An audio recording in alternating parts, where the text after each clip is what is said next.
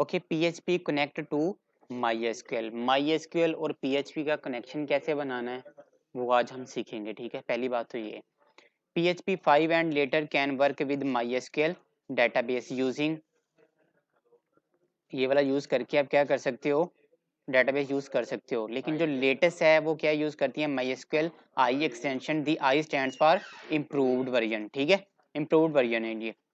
Okay, PDO भी है और एक ये भी है। हम जो पढ़ने वाले MySQL आई ये वाली पढ़ने वाले हैं। Earlier version of PHP use the MySQL extension, however this extension was deprecated in 2012. Okay, should I use MySQL or PDO? If you need a short answer, it will be whether you like both MySQL I and PDO have their advantages। दोनों के different advantages है, लेकिन हम पढ़ने वाले हैं MySQL, ठीक है। इसके अंदर क्या होता है जी, MySQL इंस्टॉलेशन etc। यार यहाँ पे PDO डेटाबेस नहीं हम पढ़ने वाले, हम जो पढ़ने वाले वो हम पढ़ने वाले हैं प्रोसीजरल, ठीक है, प्रोसीजरल डेटाबेस पढ़ने वाले हैं, जिसके अंदर क्या यूज होता है, MySQL आई। ओके, कनेक्शन बनाने के लिए क्या होता है कि सबसे पहले तो ये दोनों डिफरेंट तरह के हैं। यहाँ पे देखो PDO यूज हो रहा है और यहाँ पे क्या यूज होगा, MySQL, ठीक है, आई यूज होगा। ओके, कनेक्शन बनाने के लिए ये क्रिएट डेटाबेस, आपको कोडिंग से पहले थोड़ा सा ओवरव्यू दे दूं इसके डैशबोर्ड का, ठीक है। लोकल होस्ट में जाएंगे, जैम को स्टार्ट करना है सबसे पहले तो।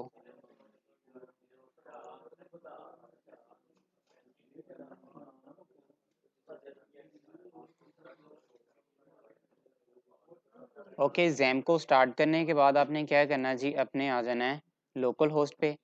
एंटर प्रेस करें तो ऑटोमेटिकली यहाँ पे ले आएगा। यहाँ पे आके आपने करना है PHP माई एडमिन पे क्लिक कर देना है। क्लिक करने के बाद आपने नेक्स्ट क्या करना है जी, यहाँ पे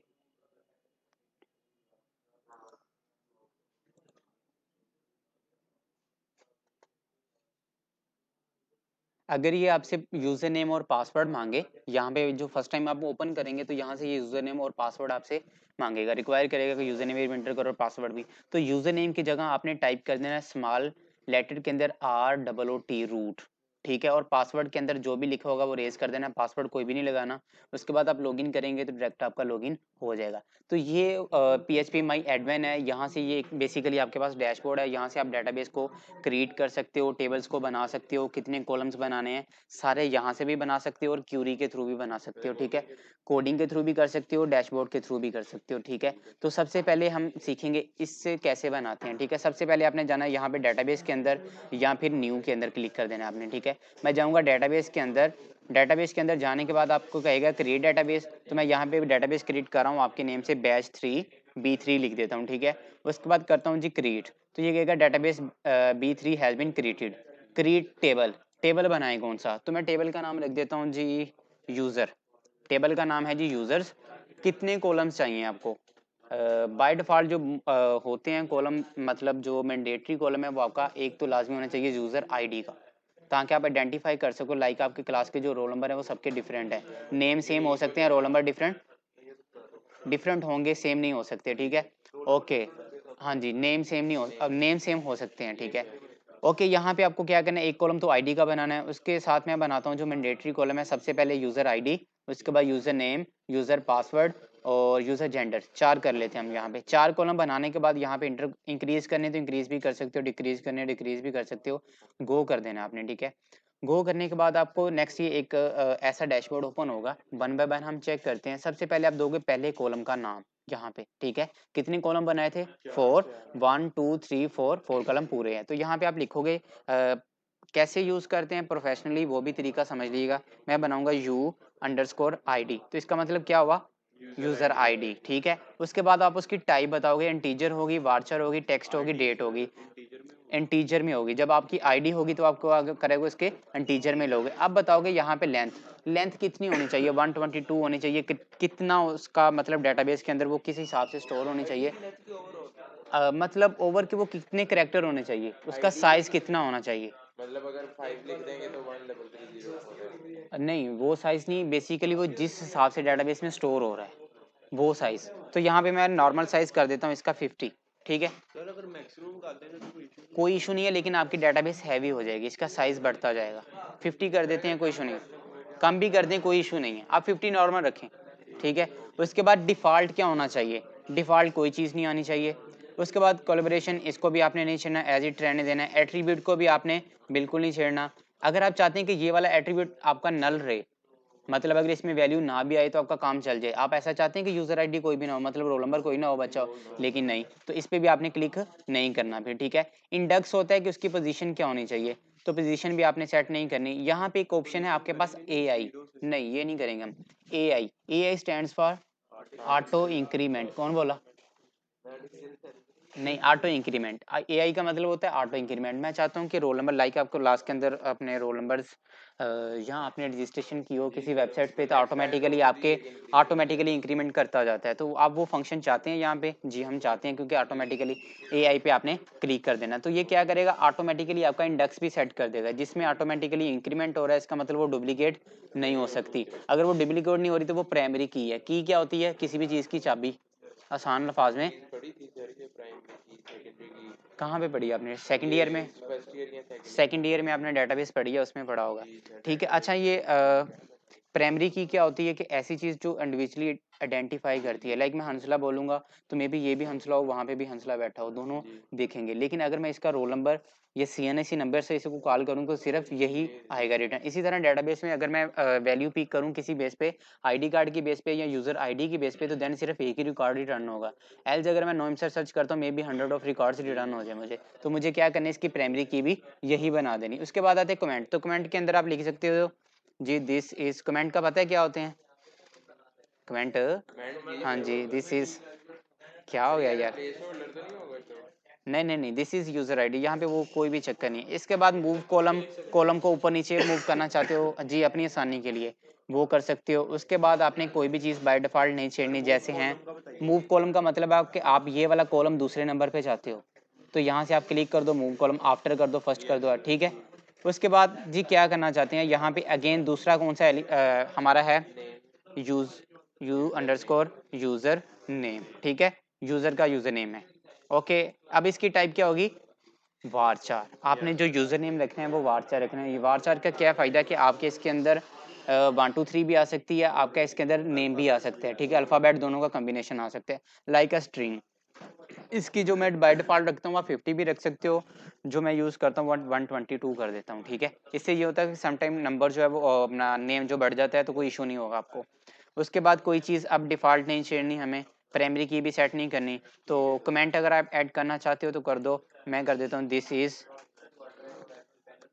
क्या ये यूज़र नेम है, ओके इतना इनफ है।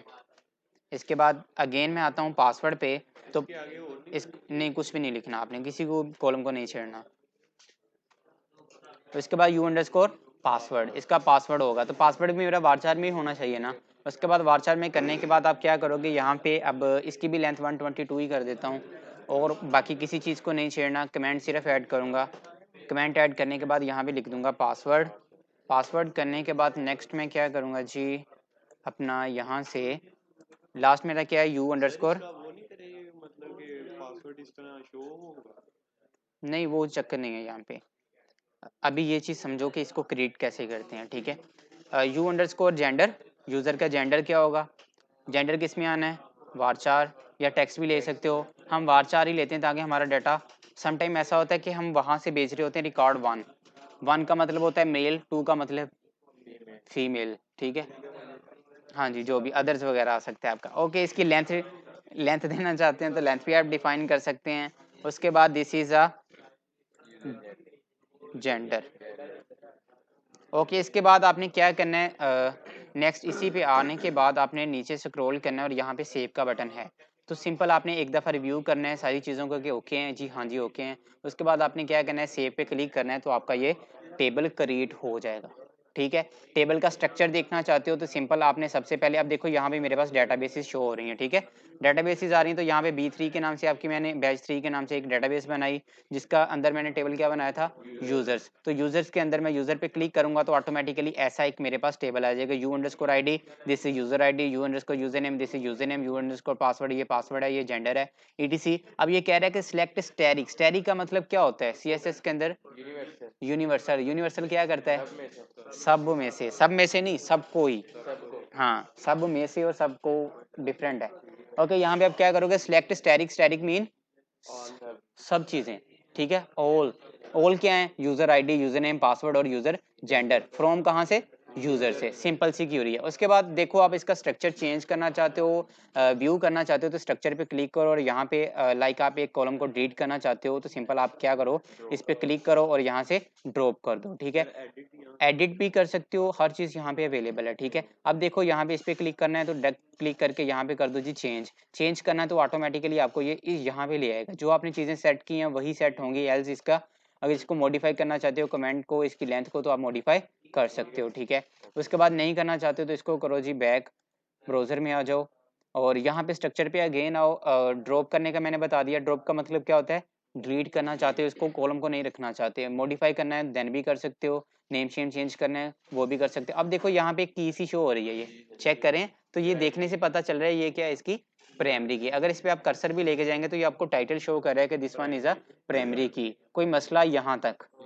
अब इस टेबल में हम रिकॉर्ड इंसर्ट करने वाले हैं थ्रू डैशबोर्ड के थ्रू, ठीक है। कोडिंग के थ्रू नहीं है अभी डैशबोर्ड को, ये वाला डैशबोर्ड है ना, तो सिंपल बैच 3 है, उसके अंदर यूजर्स है, यूजर्स के अंदर अब यहाँ पे देखो ऊपर मेरे पास बहुत सारे ऑप्शंस हैं।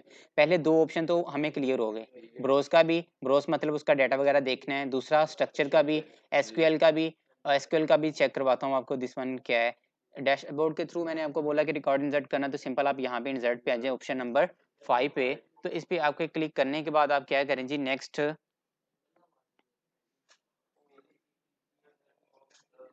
करने के बाद आप यहाँ पे आईडी दें। अगर आप आईडी नहीं देंगे तो ऑटोमेटिकली इंक्रीमेंट कर लेगा। तो इंक्रीमेंट किस में होगा, 0 डिफॉल्ट वैल्यू होती है, मैं यहाँ से 1 दे देता हूँ, पहली वैल्यू ना। यहाँ पे टेस्ट करता हूँ नोमी, ओके। पासवर्ड देता हूँ 1234 और जो जेंडर है ये मैं सेंड कर रहा हूँ जी मेल, ओके है जी।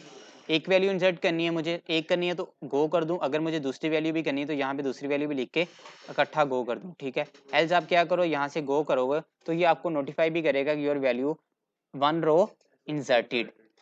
बेसिकली मैंने डैशबोर्ड के थ्रू किया, लेकिन हुआ क्या है, इंसर्ट इनटू इसको हम डिटेल से पढ़ेंगे, इसको आप अभी स्किप करो। अगर मैं ब्रोज पे आता हूँ तो यहाँ पे आप चेक कर सकते हो कि मेरी यूजर आईडी भी आ गई है, यूजर नेम भी आ गया है, पासवर्ड भी आ गया है, जेंडर भी शो है। इसी तरह एक और इंसर्ट करता हूँ, अगेन इंसर्ट पे आऊंगा, यहाँ पे अब मैं वैल्यू नहीं देने वाला प्राइमरी की, जो ऑटोमेटिकली वो पिक करे। हाइट ज्यादा आ रही ना 122।